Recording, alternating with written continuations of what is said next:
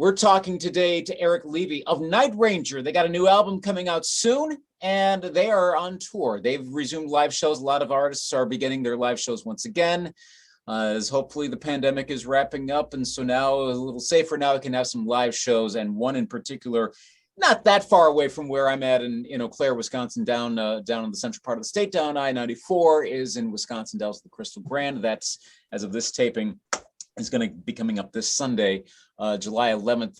I'll start by asking, as I mentioned, getting into the groove of performing, how has that been reactivating live shows? Oh, it's been like, I feel like I have a whole like newfound appreciation for it, for like, here I thought before the pandemic happened, I thought, oh, I'm a musician, and to a certain degree I'm in control of my own destiny, and but then it's like all of a sudden, like bam, for like everybody's shows to just go away instantly.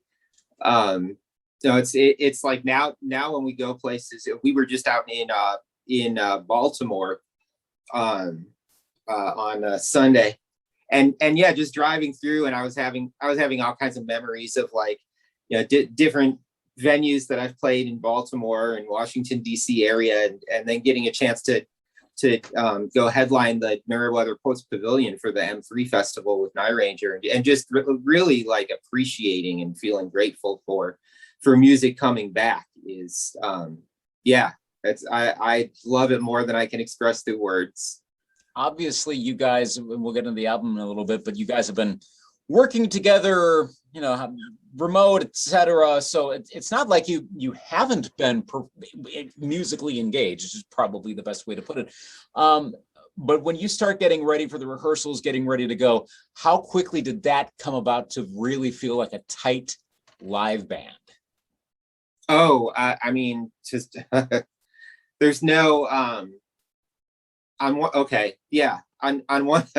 one hand, you take that much time off, and we were fortunate to have, like, very rarely, but here and there, shows that we were playing along the way, where that I remember doing stuff where they had people socially distanced in pods outside. Mm-hmm. All kinds of creative solutions were going on. But I'm sorry, I completely lost my train of thought. That's okay. Yeah, I'm getting tight back in, and and having that advantage of performing a bit, but still, you got long stretches where you can't do anything like you normally would. You figure, okay, it's the summertime, we're going to go out. You don't have that long stretch of performing. You're getting out of your rhythm. So getting back into that rhythm, what's that like of feeling that with the guys you've been working with for several years now in this band? Thank you. Right. So yeah, on one hand, it's like, there's no substitute for just being on a stage together and playing night after night. And it's, our guitar player, Carrie, talks about it all the time of how much he loves doing a longer tour, a bus tour, and really getting into the rhythm of it. Not just because of the quality of life of settling into the tour, but also because of the way the band sounds. And I think it's absolutely true. There's no substitute for just spending that time together. But that being said, I've been in the band now for 10 years, and the band has been together since the early 80s. So to a certain degree, when all of us get up on stage, it's like our bodies remember this to a certain degree, and it just kind of happens. And it's speaking of things just kind of happening, this is Elliot. Oh, hi, Elliot. You wave? Hi. Yeah, that's right. So adorable. Oh my gosh, that's so cool. How old is Elliot? He's a year and a half. Oh, nice. That is so incredible. Again, that's the thing when you have a kid, suddenly you look at young kids completely differently. And so now I'm like, so that's what my daughter's going to be like probably in a year and a half now. That's so cool. That's so neat. It gets. We have two older sisters for this guy, and at least so far the girls have been a lot different. Like, here he is holding a car in his hand. Like, that's you seldom see him without some kind of car, or in some kind of car, or yeah. playing with some kind of car, or reaching. He's totally into it. And that's something his sisters just, you know, they were more interested in dressing dolls up at his age. Have any of your kids expressed an interest in music yet? Yeah, I'm trying not to push him. When I was 5 years old, my mom insisted to my dad that he be our music teacher and teach us piano.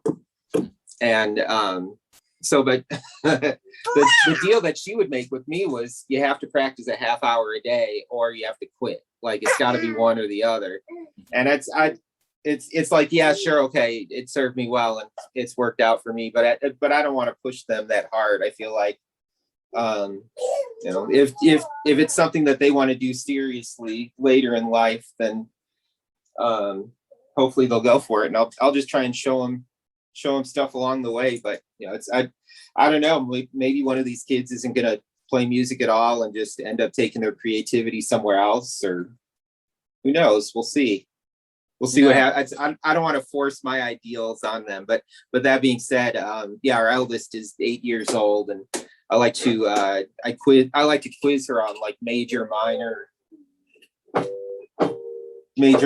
minor chords, suspended chords, and she's got the natural ear for it. Like, she's like, that's easy, and she can just hear it. So it's, yeah.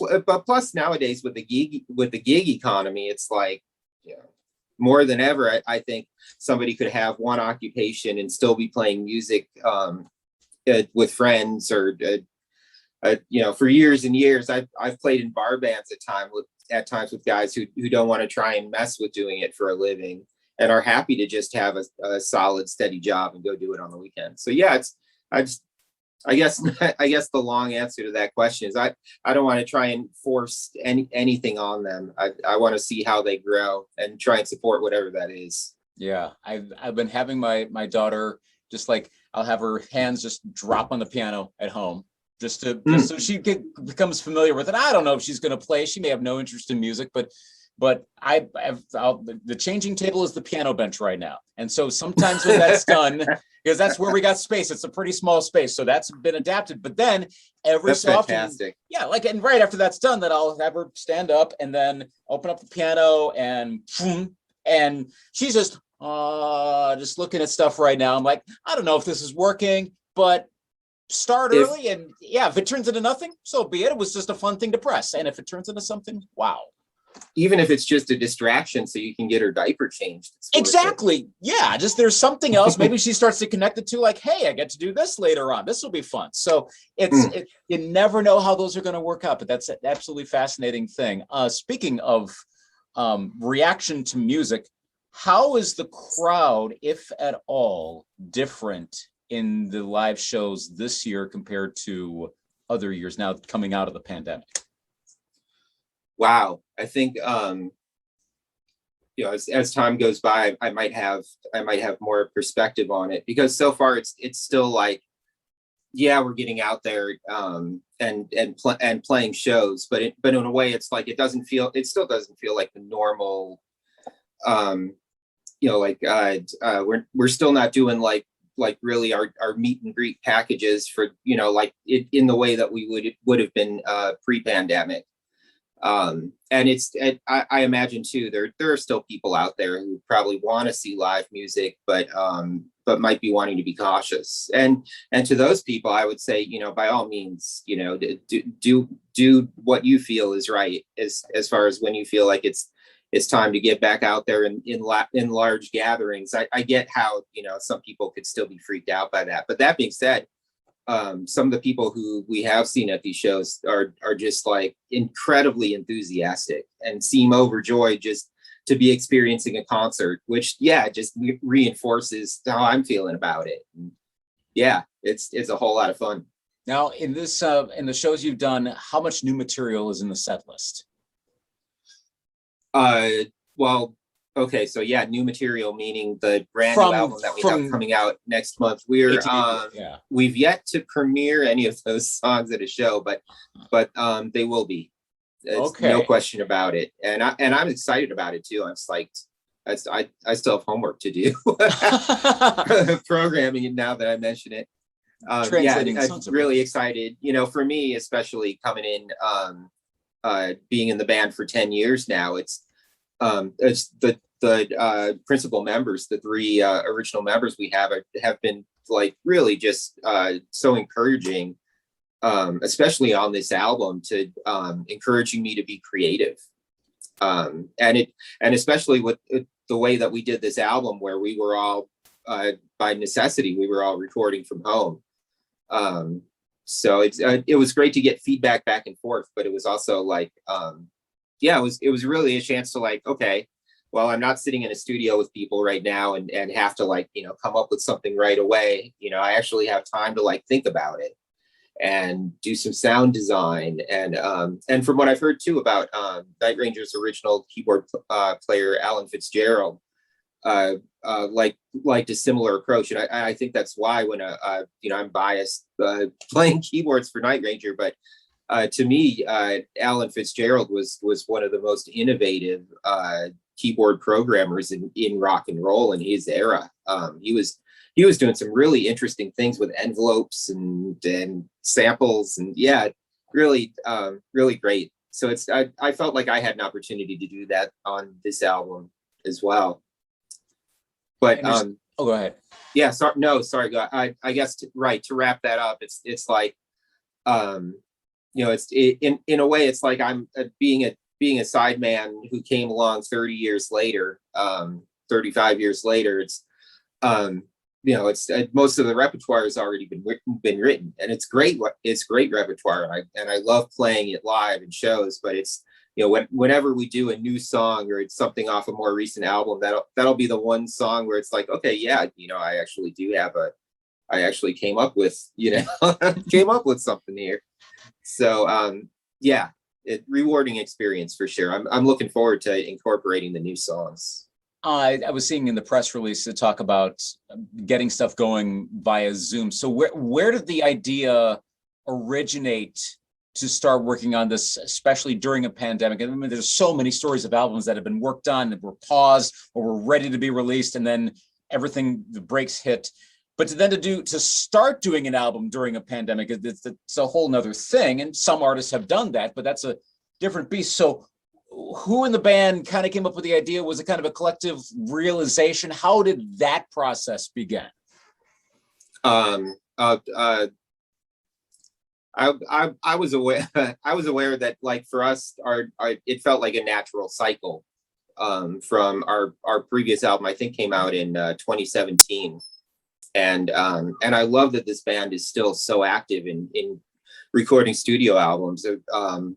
My first was in 2011, and since then, I'll now have put out 4 studio albums and a live acoustic DVD and a live electric DVD. So I love that it's like the band is really interested in continuing to put out new material, continue doing it, which is I completely lost my train of thought again. I'm sorry. I don't think I slept enough last night.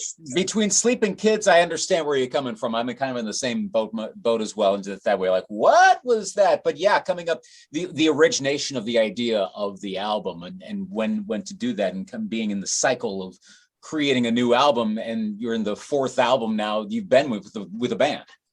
Oh, thank you. Yeah. So along those lines, the last show we just played, Jack Blades joked on the microphone that everybody's coming out with albums because there was nothing else to do in 2020. And in a way, it's true. It's like, yeah, we all had time to really get into our parts from home. We were all in our home studios, so we all had an opportunity to do it, and we were forced to do it that way. We certainly wouldn't have chose, but I'm interested what kind of response we'll get. I certainly feel like so great about, so excited about how this album came out, and it took a lot of effort. Jack Blades really, I think, deserves MVP. He and Anthony Fox, who did the mixing. It's both of them just did like so.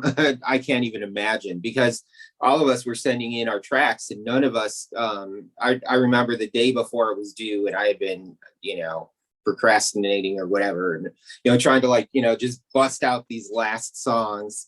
Oh, and of course the very last song that I got to him right at the deadline was the one that turned out to be Breakout, the single. That was the one that I'm like, oh, okay, I just got to get something. This is going to be the last thing. Of course it worked out that way. But Anthony was joking with me saying, none of you know what anybody else has played. Like he had sent me like kind of a basic guideline with a guitar stem and a bass stem and drum stem.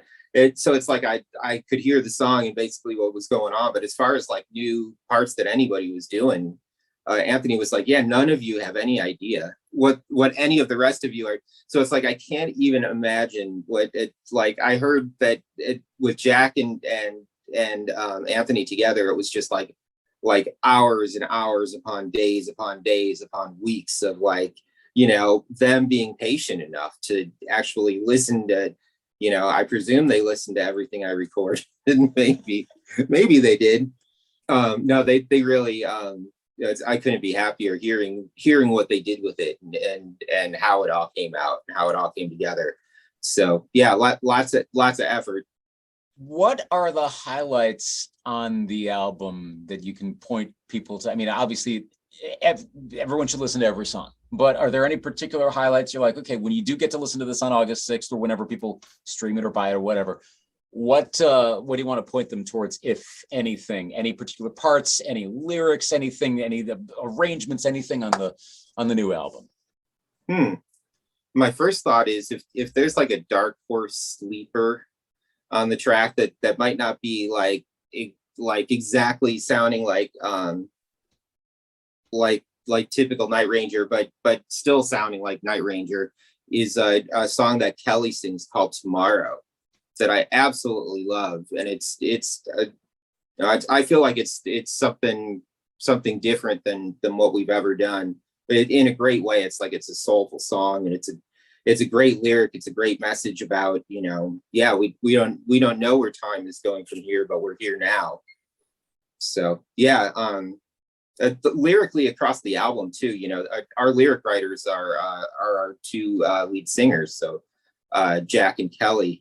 And I really felt like there was like a real depth to from both of them on the lyrics of this album. Things that I've never heard them express lyrically before. There's really some depth. I'm excited about that too. Cool. What's your favorite track off of this album? It's called Can't Afford a Hero.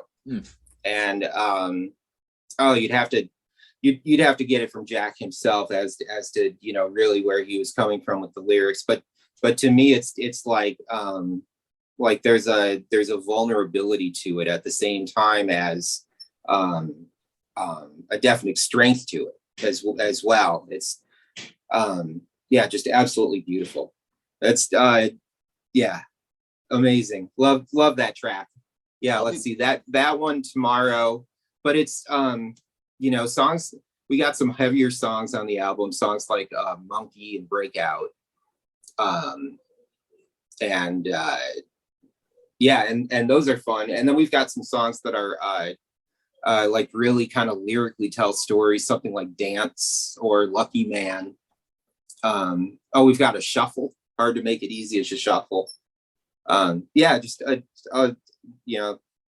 me, I think a lot of diversity, just out of necessity, people coming up with stuff on, and the melting pot of that all coming together in a way that's different than anything that's come before. Yeah, I hope people are interested in listening. I'm interested in finding out, a few years from now, okay, what are the tracks that people are saying that they enjoyed. Mm-hmm. What made Breakout? I know Bring It All Home to Me's got the video as well, and it was the double shoot. And I'll get to the video in just a sec. But what made those two songs, and Breakout in particular, as kind of the lead promoted songs, or as we used to common parlance was the lead single, but the lead songs off the project?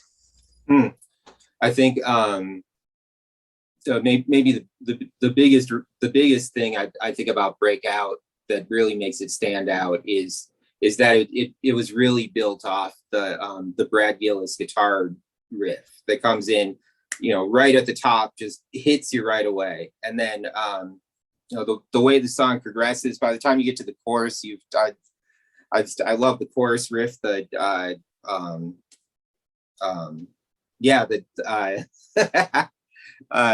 it's that's a very cool thing. But I also want to give a shout out on that track, especially to Anthony Fox, our mixing engineer.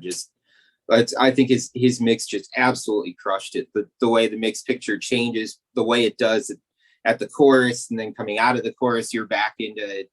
He's brilliant at what he does too. So major props. I mentioned the videos on the Scrapyard, I believe. Where did the video concept come from, and what was the shoot like for both songs amongst those altered cars, shall I say? Oh, it was I'm not sure who came up with the idea. I found out about it. It was like, oh, the Salton Sea. I read an article about that place once. It's like an ecological disaster, right? And they're like, yeah, we're gonna go check out the ecological disaster. And I didn't realize what I was in for, and I've heard of some of the festivals that take place in that area, like Coachella or Burning Man, but I've never been to either. So getting down there, I think by day 2, I really started appreciating there was one moment, it was when we were almost done the first night. We were down there for 2 days.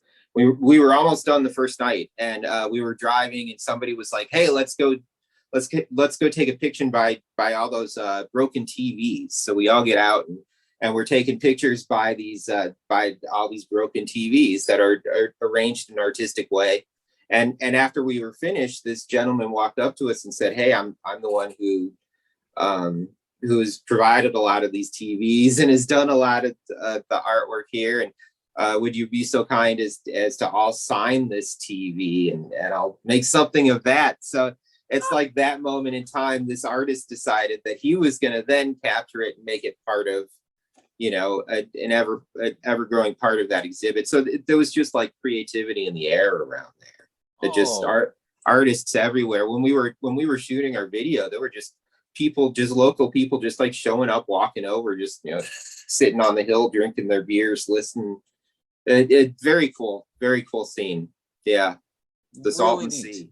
Oh my gosh, I'm gonna have to look up some more information about that. That's, I mean, at first you're like, okay, this looks like a scrapyard. Did not know there was much more to that. I mean, of course, I've barely been to Southern California in my life, so not that familiar with that, especially not that area of the country. But that's fast. The TV thing, it almost seems familiar. I don't know if that's been in pop culture or not, but it's maybe I've just seen videos with TV stacked on each other. I'm not sure, but that seems like a really interesting bit of artwork that you guys came across.